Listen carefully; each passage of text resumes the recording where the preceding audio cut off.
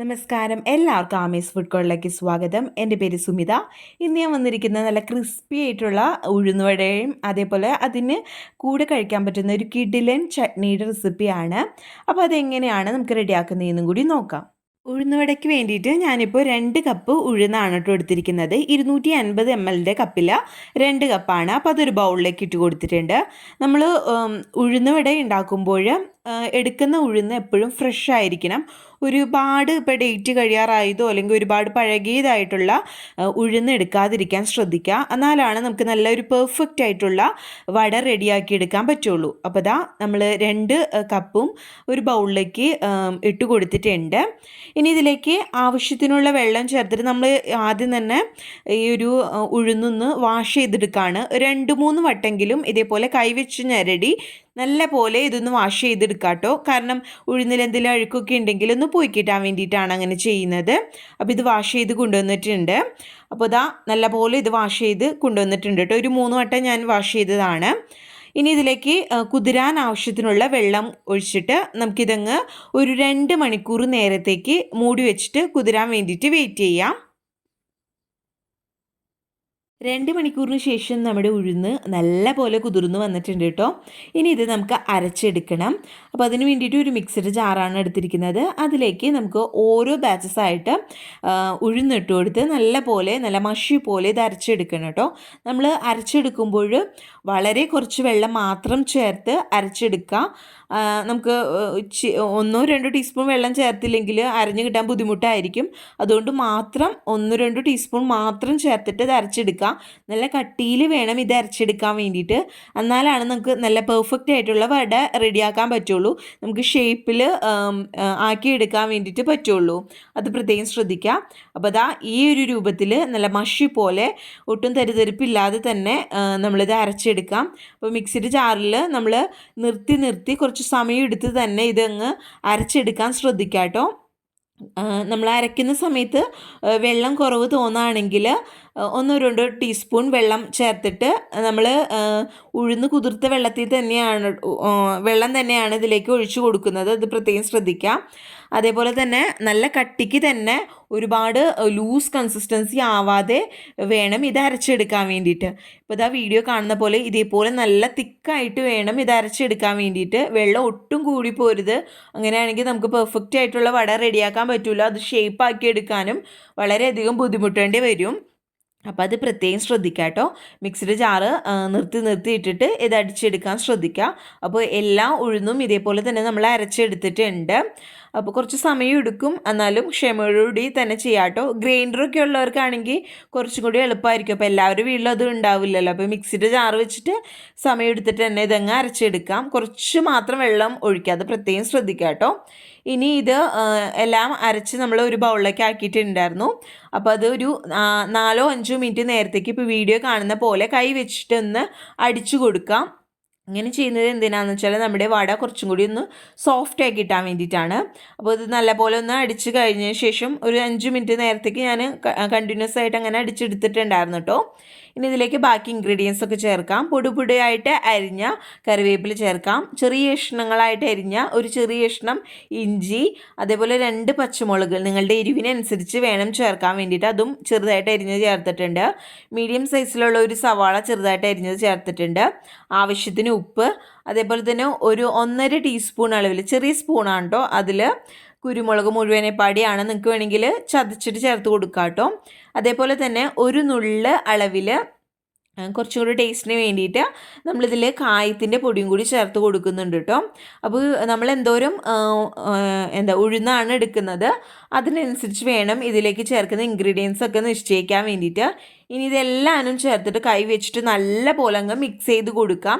അപ്പോൾ എല്ലാ ഭാഗത്തേക്കും എല്ലാ ഇൻഗ്രീഡിയൻസും ആയി വരുന്നത് വരയ്ക്കും നമ്മളിത് നല്ല പോലെ കൈ വെച്ചിട്ട് തന്നെ മിക്സ് ചെയ്ത് കൊടുക്കാം കേട്ടോ. അപ്പോൾ പച്ചമുളകിൻ്റെ എരിവിനനുസരിച്ച് വേണം നിങ്ങൾ ചേർത്ത് കൊടുക്കാൻ വേണ്ടിയിട്ട്. അപ്പോൾ ഓരോ പച്ചമുളകിനും എരിവ് വ്യത്യാസമായിരിക്കും. അപ്പോൾ നോക്കിയിട്ട് ചേർത്ത് കൊടുക്കാം കേട്ടോ. കൈ വെച്ചിട്ട് ഇത് നല്ല പോലെ മിക്സ് ചെയ്ത് കൊടുക്കാം. ഉപ്പും ഈ സമയം നോക്കാൻ ശ്രദ്ധിക്കാം കേട്ടോ. എന്നിട്ട് നല്ല പോലെ ഇതങ്ങ് മിക്സ് ചെയ്തെടുക്കാം.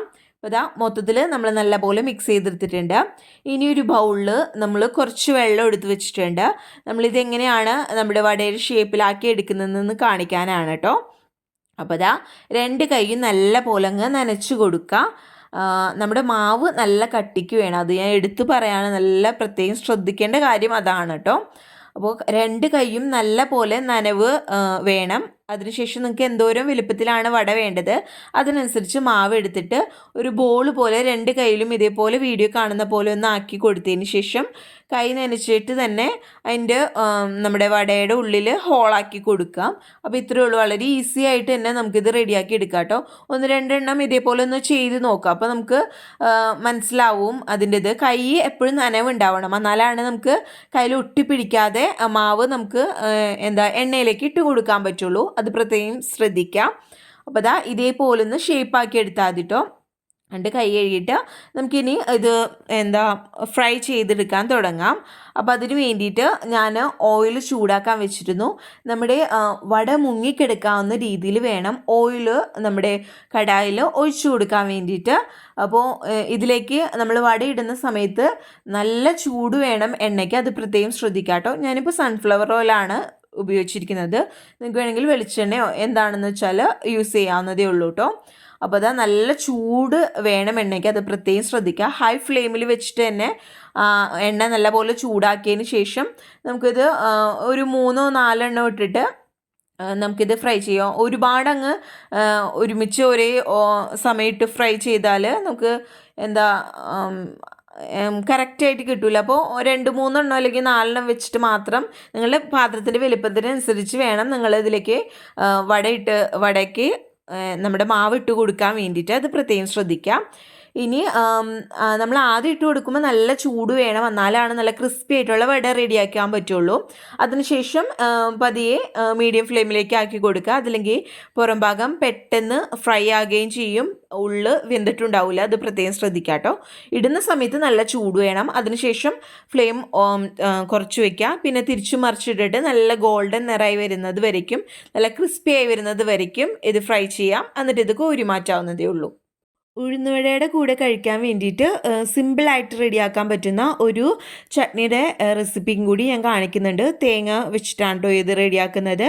അപ്പോൾ അതിന് വേണ്ടിയിട്ട് ചെറിയ മിക്സിയുടെ ജാറിലേക്ക് 1 കപ്പ് അളവിൽ തേങ്ങ ചിരകിയതാണ് എടുത്തിരിക്കുന്നത്. അതിട്ട് കൊടുത്തിട്ടുണ്ട്. അതേപോലെ തന്നെ ഒരു ചെറിയ കഷ്ണം ഇഞ്ചി, 2 ചുവന്നുള്ളി, എരിവിന് ആവശ്യത്തിനുള്ള പച്ചമുളക്, ഞാനൊരു 3 പച്ചമുളകാണ് കേട്ടോ ചേർത്ത് കൊടുക്കുന്നത്. അതേപോലെ തന്നെ കുറച്ച് കറിവേപ്പിലയും കൂടി ചേർത്ത് കൊടുക്കുന്നുണ്ട്. ഇനി ചട്നിയിലേക്ക് ആവശ്യത്തിനുള്ള ഉപ്പും കൂടി ചേർത്ത് കൊടുക്കാം. ഇനി ഇതിലേക്ക് കുറച്ച് മാത്രം വെള്ളം ചേർത്ത് കൊടുക്കുക. നമ്മളിത് നല്ല കട്ടിയായിട്ടാണ് ഇത് അരച്ച് എടുക്കുന്നത്. അപ്പോൾ കുറച്ച് വെള്ളം ഒഴിച്ചിട്ട് നല്ല മഷി പോലെ ഇത് അരച്ച് കൊണ്ടുവരാം. അപ്പോൾ അതാ ഈ ഒരു രീതിയിൽ അരച്ച് കൊണ്ടുവന്നിട്ടുണ്ട്. ഇത് നമുക്കൊരു ബൗളിലേക്ക് മാറ്റി കൊടുക്കാം. അപ്പോൾ മൊത്തത്തിൽ അങ്ങ് ഇട്ട് കൊടുത്തിട്ടുണ്ട് കേട്ടോ. നല്ല മഷി പോലെ തന്നെ അരച്ചെടുക്കാൻ ശ്രദ്ധിക്കാം. അതേപോലെ തന്നെ ഉപ്പും ഈ സമയം നോക്കാം കേട്ടോ.